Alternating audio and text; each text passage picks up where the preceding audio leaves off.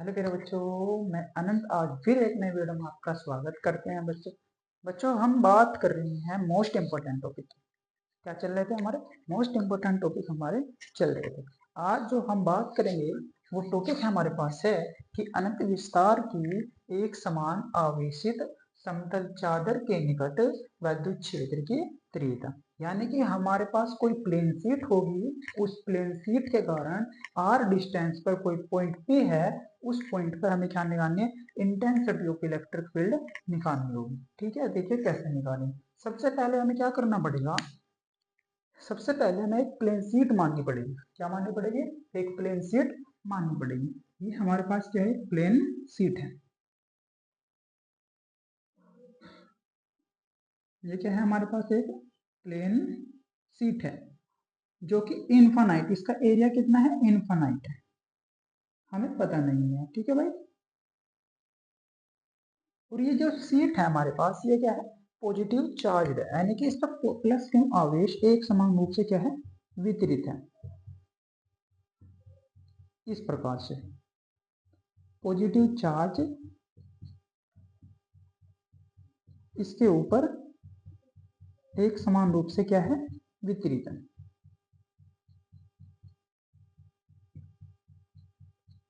ठीक है, इतनी बात समझ आई। चलिए, अब आपको क्या करना है? ये जो प्लेन शीट है, क्या है? ये जो हमारे पास प्लेन शीट है, इस प्लेन शीट से यानी कि आर डिस्टेंस पर, कितनी डिस्टेंस पर? आर डिस्टेंस पर, यानी कि पॉइंट मान लेते हैं यहाँ पर कोई पॉइंट पी है। पॉइंट क्या है? पी है, जिस पर आपको क्या निकालनी है? इंटेंसिटी ऑफ इलेक्ट्रिक फील्ड, यानी कि विद्युत क्षेत्र की तीव्रता हमको निकालनी होगी। ठीक है, इसके लिए क्या करना पड़ेगा? आपको एक सिलेंडर मानना पड़ेगा। क्या मानना पड़ेगा? एक सिलेंडर, एक काल्पनिक सिलेंडर, इसको मानना पड़ेगा, उसकी रचना करनी पड़ेगी, जब जाकर के हम इस पर इलेक्ट्रिक फील्ड यानी कि इंटेंसिटी ऑफ इलेक्ट्रिक फील्ड निकाल सकते हैं। ठीक है, देखिए बनाते हैं, यानी एक सिलेंडर बनाते हैं।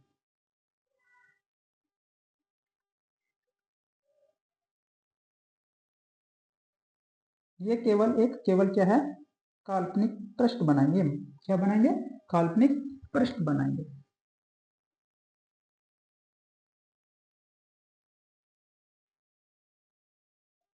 ये क्या है हमारे पास? सिलेंडर है।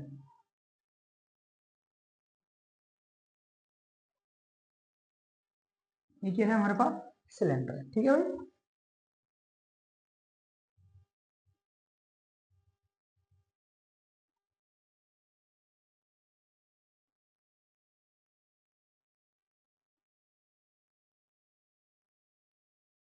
इस सिलेंडर की हमने क्या करते हैं? रचना करते हैं। ये काल्पनिक है। क्या है? काल्पनिक। ठीक है। अब सबसे पहले आपको क्या करना है, यानी कि इस आर डिस्टेंस पर, यहाँ से यहाँ तक डिस्टेंस कितने है? ये पॉइंट हम यहाँ मान लेते हैं। ये पॉइंट यहाँ मान लेते हैं, जो कि कितने डिस्टेंस पर है? आर डिस्टेंस पर है। ठीक। अब आपको क्या करना पड़ेगा? सबसे पहले आपको क्या करना है? एक स्मॉल एलिमेंट मानना पड़ेगा, एरिया एलिमेंट मानना पड़ेगा। सबसे पहले इधर मान लो आप, ये क्या है? Area element. ठीक है, छोटा सा एरिया एलिमेंट इसके आधार पे मान लेते हैं। ठीक है, अब इसके आधार पे मान लेते हैं, इधर भी ऐसे ही करते हैं, एक छोटा सा एरिया एलिमेंट इधर मान लेते हैं। ठीक है, एक छोटा सा एलिमेंट इसके जो सरफेस है, जो उसका वक्र पृष्ठ है, इस पर मान लेते हैं। ठीक है, तीन इसके क्या मानने पड़ेंगे आपको? यानी कि एक एरिया एलिमेंट मानने पड़ेंगे। ठीक है, अब ये जो एरिया एलिमेंट है, जो स्मॉल एरिया एलिमेंट है, इस पर इलेक्ट्रिक फील्ड किधर होगी? यानी कि इधर की साइड होगी, इस पॉजिटिव चार्ज से दूर होगी। ठीक है, बता रखा है मैंने। ठीक है, इलेक्ट्रिक फील्ड किधर होगी? इधर की साइड होगी, इसको बोलेंगे ई वेक्टर। ठीक है, जो एरिया एलिमेंट है, इसकी डायरेक्शन किधर होगी? इसकी डायरेक्शन भी इधर ही होगी, इधर की साइड, इसको बोलेंगे डी ए वेक्टर। ठीक है, इतनी बात समझ आई। ठीक है, अब आपको क्या करना है? जो ये एरिया एलिमेंट है, इसकी इलेक्ट्रिक फील्ड किधर होगी? इसकी इलेक्ट्रिक फील्ड भी इधर होगी, यानी कि पॉजिटिव चार्ज है, इस पॉजिटिव चार्ज से दूर होगी, इसको बोलेंगे ई वेक्टर। ठीक, अभी जो एरिया एलिमेंट है, इसकी जो डायरेक्शन होगी वो भी इधर ही होगी, इसको बोलेंगे डी ए वेक्टर। ठीक, इतनी बात समझ आई। चलिए, अब जो ये वक्र पृष्ठ पर जो हमने एरिया एलिमेंट मान रखा है, जो स्मॉल एरिया एलिमेंट मान रखा है, इसकी जो इलेक्ट्रिक फील्ड होगी वो किधर होगी, इस पॉजिटिव चार्ज से दूर होगी, यानी कि इधर की साइड कहीं होगी, इधर ही तो होगी भाई, इसको बोलेंगे ई वेक्टर। और जो एरिया एलिमेंट है इसकी जो डायरेक्शन होगी, एरिया एलिमेंट की डायरेक्शन किधर होगी, ऊपर होगी ऐसे, जिसको हम डी ए वेक्टर बोलेंगे। ठीक, अब इसके बीच में जो एंगल होगा वो कितना होगा, 90 डिग्री का एंगल होगा। ठीक, अब इस एरिया एलिमेंट और इलेक्ट्रिक फील्ड है इसके बीच में एंगल कितना होगा, 0 डिग्री होगा। कितना होगा, 0 डिग्री होगा। और इधर जो हमारे पास इलेक्ट्रिक फील्ड है और जो एरिया वेक्टर है उसके बीच में एंगल कितना होगा, थीटा इज इक्वल टू 0। ठीक, इतनी बात समझ आई, बताइए पहले आप। बहुत ही आसान तरीके से समझाने की आपको कोशिश की है। ठीक है भाई, देखिए। ठीक, अब मैं इसको आपको दिखाना चाह रहा हूँ कैसे ये होगा। देखिए, फील करिए आप चीज को। देखिए भाई, ये हमारे पास क्या है, एक प्लेन सीट होगी। ये क्या है हमारे पास, एक प्लेन सीट है। ये हमारे पास क्या है, प्लेन सीट होगी। और ये जो हमारे पास सिलेंडर होगा ये काल्पनिक है, यानी कि हमने एक केवल रचना करी है। ठीक है, हमने बनाया है, केवल ये काल्पनिक है। ठीक है, हमने इसके इसके अंदर हमने क्या कर दिया, फिर सिलेंडर कर दिया। ठीक है, इस प्लेट के कारण, इस प्लेट के कारण इस आर डिस्टेंस पर, जो आर डिस्टेंस है यहाँ तक जो डिस्टेंस है आर, इस पॉइंट पर हमें क्या निकालनी है, इलेक्ट्रिक फील्ड निकालनी है। ठीक है, इस प्रकार से है भाई। ठीक है, समझ गए ना, थोड़ा सा फील करके देखिएगा। इस प्रकार से है, ये इसका वक्र पृष्ठ है, ये वाला इसका वक्र पृष्ठ है, ये इसके दोनों आधार पृष्ठ है, इधर भी और इधर भी। ये हमारे पास कोई प्लेन सीट है जो कि जिसका एरिया कितना है, इनफाइनाइट है, जिसका हम एरिया नहीं पता है। इस प्लेन सीट के कारण इस पॉइंट पी पर, यहाँ पर कोई पॉइंट पी है जिस पर हमें क्या निकालनी है, इंटेंसिटी ऑफ इलेक्ट्रिक फील्ड निकालनी है। ठीक है भाई, समझ गए। चलिए, इस प्रकार से बनाया था मैंने। ठीक है, समझ गए ना। चलिए, अब बात करेंगे, इतनी बात समझ आएगी, बताइए पहले हम। ठीक है, चलिए भाई, अब बात करेंगे, एक फॉर्मूला होता है हमारे पास, एक फॉर्मूला होता है, क्या फॉर्मूला होता है हमारे पास, phi E is equal to E A cos theta. ये हमारे पास एक फॉर्मूला होता है।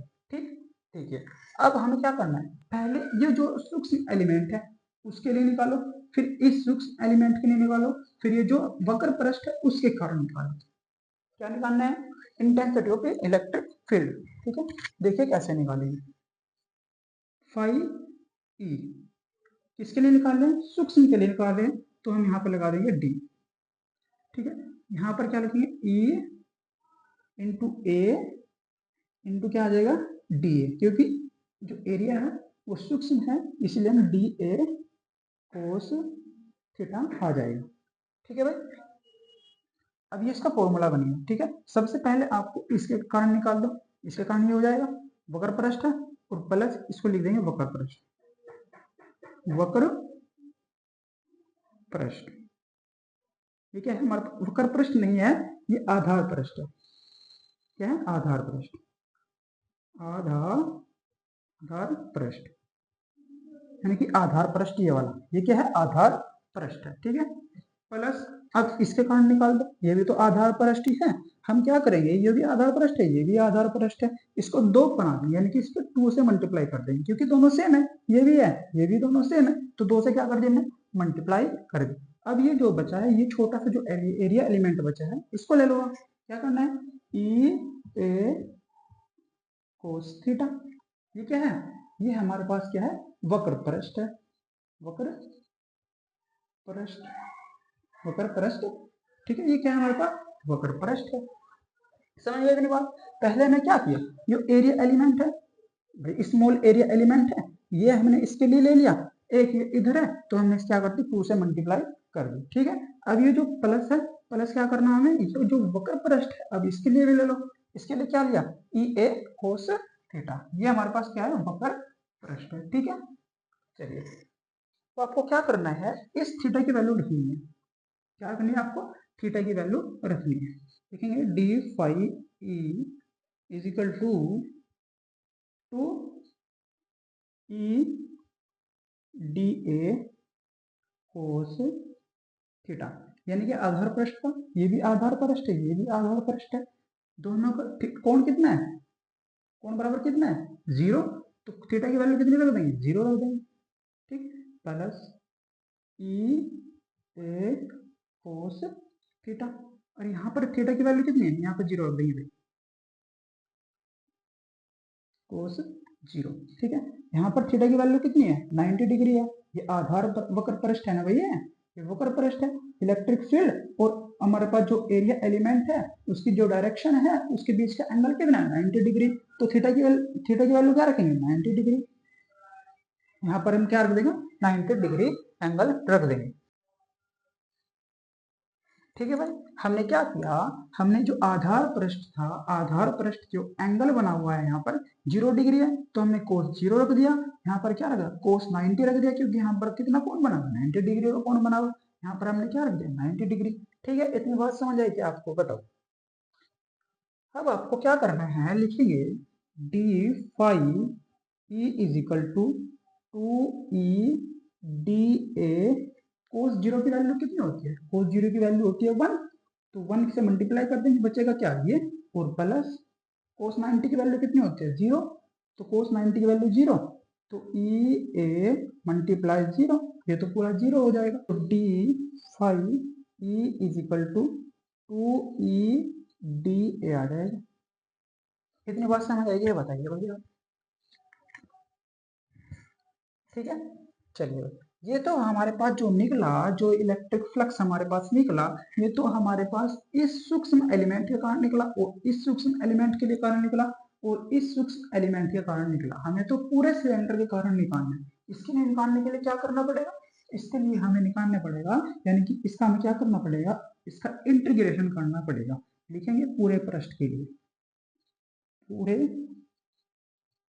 पृष्ठ के लिए, ठीक है। इसके लिए क्या करना पड़ेगा, आपको इंटीग्रेशन करना पड़ेगा, करेंगे इंटीग्रेशन, डी, इसका इंटीग्रेशन कर देंगे, D D phi E is equal to integration 2e D A, ठीक है। अब जब इसको इंटीग्रेशन में बाहर निकालेंगे तो हमारे पास निकलेगा 5e is equal to 2e, बाहर आ जाएगा, ये तो कांस्टेंट है, इंटीग्रेशन किसका होगा, डी ए का, ठीक है। इतनी बात समझ आएगी आपको, ठीक है। लिखेंगे D phi E is equal to 2e A, ठीक, ठीक है भाई। हमारे पास क्या है, 5e is equal to 2e A, ठीक है। मैं ऊपर से थोड़ा रब करता हूँ भाई, ठीक है, थोड़ा सा मैं ऊपर से रब कर देता हूँ।